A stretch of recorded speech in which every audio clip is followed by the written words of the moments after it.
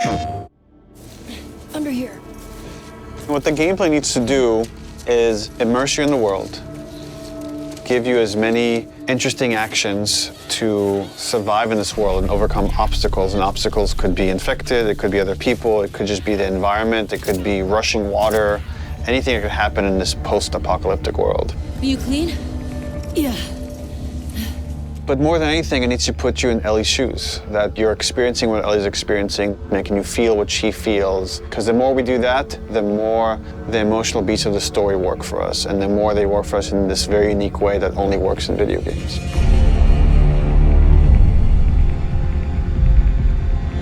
The gameplay philosophy of The Last of Us Part 2 is putting you in the shoes of Ellie and everything that that means. It means giving you a threat constantly, as this world has. It means giving you the hard choices. Because this game takes place in such a hostile universe and our characters are pushed to do really difficult things, we want to put you in alignment with those choices. We want you to understand how hard certain decisions were for these characters, because they're hard for you. I would say the overarching philosophy of how we approached designing the game mechanically is how can we take things to the next level. Everything kind of comes out of the story. And how do we do it through systems? So one is you have to feel the pressure of survival. Survive by the skin of my teeth. How do I use all the scrap around me? Any kind of bullet, any kind of rag, any kind of bottle of alcohol. How do we give you that sense of being a survivor in this world?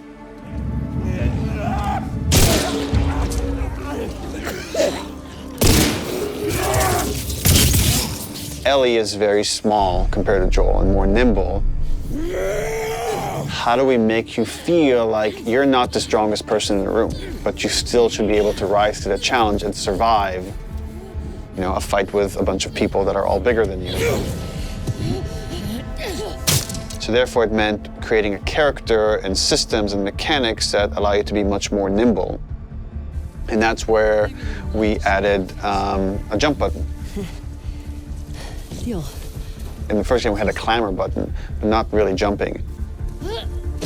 And here, Ellie can jump. The combat scenarios are much more vertical, where Ellie can use elevation to her advantage. Prone is a huge, huge one. Prone, obviously, it means to lay flat on the ground.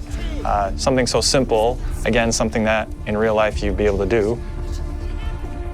Letting the player have access to all their weapons, all the items, crafting, everything while in that position. And it just creates so many more emergent things in gameplay. Now that we have this other state that the player could be in, which are very low to the ground, how else can we use this other than just hiding in vegetation? We're like, well, there's a lot of man-made things or different structures that have collapsed that allow just enough space for you to crawl under, which means that now, as enemies are looking for you, you can crawl under things and hide, and it's just one more way to assess your environment and use it to Ellie's advantage. Now, because you can hide under things, we made them smarter and gave them the ability to look under things. So while you might hide somewhere and be safe for a while, eventually they're going to start looking under stuff, and if you're hiding under a truck and they spot you, they're going to yank you out and then try to kill you.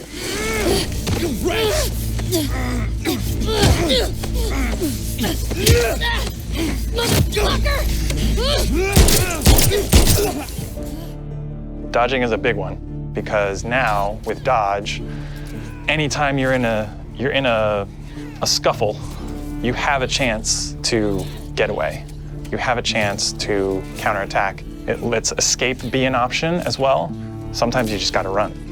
And that is another part of this world, which is sometimes the threat is so overpowering that you just have to get away. When you are partially hidden, or you're in grass, that means people from afar can't see you, but people from closer can kind of see you. They will eventually acquire you. You're not completely hidden when you're in grass. She went into the grass. Watch yourself. And it makes you as a player become much more aware of your surroundings. jump, prone, dodge, all these things feed into both exploration and combat, because it lets us expand the space. The size of spaces can be bigger, the intricacy of spaces can be more complex, and it still works exactly as you would expect. So when it came to our level design, we really wanted to challenge ourselves to make a world that really felt like a real space as much as we possibly could, and didn't feel like a series of combat encounters and exploration spaces and then combat encounters that felt like a Hall of Horrors or something, but something that really felt like a space that you could explore that seemed like a legitimate urban environment. And that pushed us to make our level design even more open than it was in the first game, which for us at the time was pretty open. In this game, we've gone so far in making the level design open that there are actually entire story moments, entire combat encounters, like full scripted sequences that you may completely miss.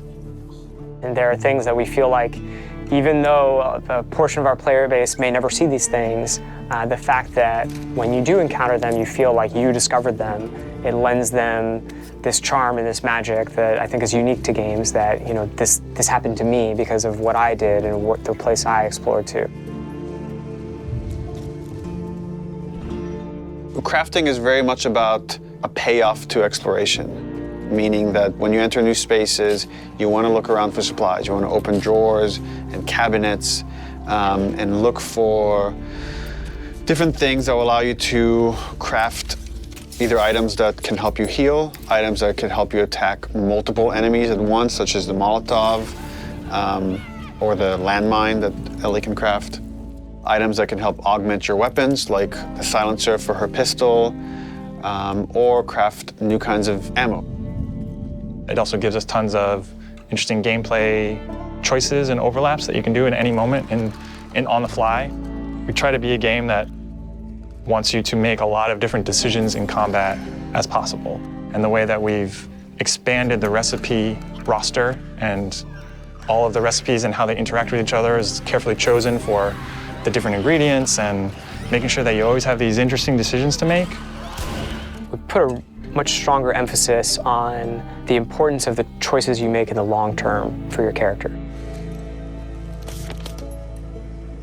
It'll be useful. Through the weapon upgrade system, through the player upgrade system, there aren't enough resources in a single playthrough to fully upgrade your character. The choices that you make, you're going to have to live with, and we wanted to make sure that all of the choices that you made had a really noticeable and tangible effect on the way that you play.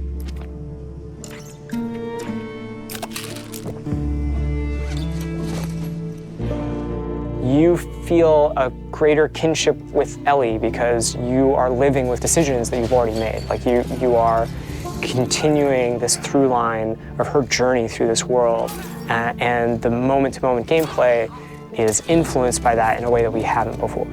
The realization that your choices have these long-term consequences is very much like the nature of the narrative of the game. And I'm happy that the mechanics are supporting that. PlayStation